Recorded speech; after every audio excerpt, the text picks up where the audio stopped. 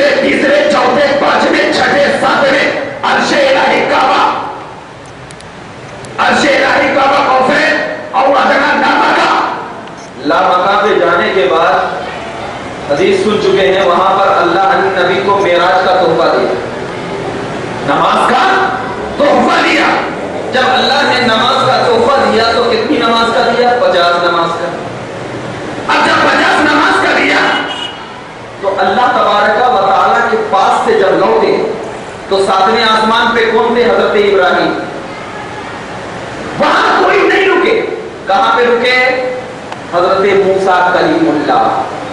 हालांकि होना तो यह चाहिए कि जो करीब हो उनके पास रुक जाते, जो करीब हो उनके पास रुक जाते।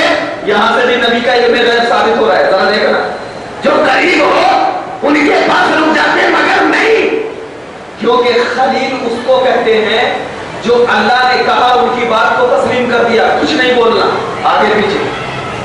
खलील किसको कहते हैं? इब्राहिम का लक़ब क्या है? खलीलुल्लाह। और खलील डिक्शनरी में, लुगत में किसको कहते हैं? अल्लाह ने कह दिया आमन्ना सद्दक़ना। अल्लाह ने कहा इब्राहिम नाने नमरूद में जाना है तुझे, नमरूद में की आग में कूदना है। तो हज़रत इब्राहिम ने ये नहीं सोचा, ये नहीं सवाल किया मौला ये आग है मुझे जला देगी, नहीं सोचा। अल्लाह ने कहा है आमन्ना सद्दक़ना। तो अगर नबी हजरत इब्राहिम के पास आते तो 45 कम न होती, क्योंकि नबी जानते थे।